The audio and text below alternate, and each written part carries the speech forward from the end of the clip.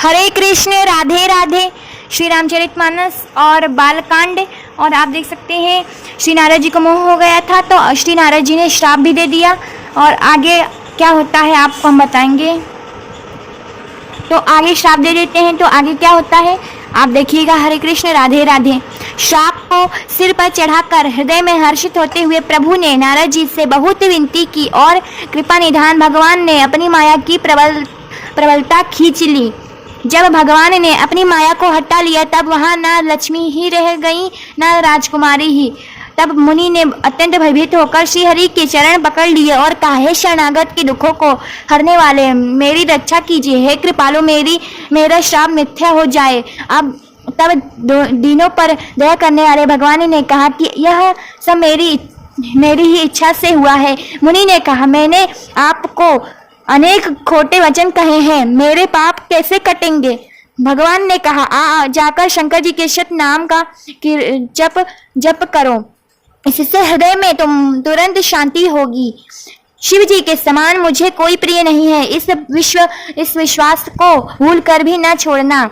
हे मुनि पुरारी, शिव जी जिस पर कृपा नहीं करते वह मेरी भक्ति नहीं पाता। हृदय में ऐसा निश्चय करके जाकर पृथ्वी पर विचरो, अब मेरी माया तुम्हारे निकट नहीं आवेगी।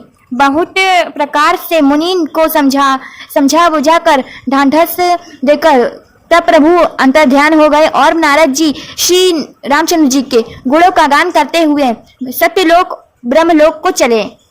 शिव जी के गणों ने जब मुनि को मोह रहित और मन में बहुत प्रसन्न होकर मार्ग में जाते हुए देखा तब वे अत्यंत भयभीत होकर नारद जी के पास आए और उनके चरण पकड़कर दीन, हे मुनिराज, हम ब्राह्मण नहीं हैं, शिव जी के गण हैं। हमने बड़ा अपराध किया जिसका फल हमने पा लिया। हे कृपालु, अब शाप दूर करने की कृपा कीजिए। दोनों पर दया करने वाले नारद जी ने कहा, तुम दोनों जाकर राक्षस हो, तुम्हें महान ऐश्वर्य, तेज और बल की प्राप्ति हो। तुम अपनी भुजाओं के बल से जब सारे विश्व को जीत लोगे तब भगवान विष्णु मनुष्य का शरीर धारण करेंगे। युद्ध में श्रीहरि के हाथ से तुम्हारी मृत्यु होगी, जिससे तुम मुक्त हो जाओगे और फिर संसार में जन्म नहीं लोगे। मैं दोनों मुनि के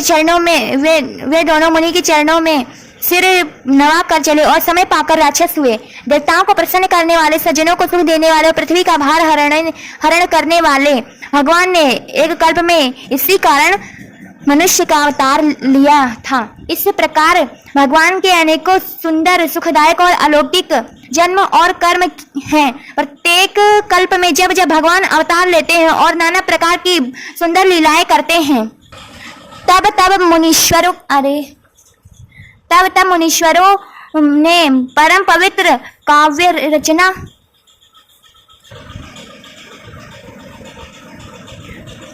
करके उनकी कथाओं का गान किया और भांति भांति के अनुपम प्रसंगों का वर्णन किया है, जिनको सुनकर समझदार विवेक की लोग आश्चर्य नहीं करते। अगली वीडियो में ये वाला पेज हम बताएंगे। हरे कृष्ण, राधे राधे।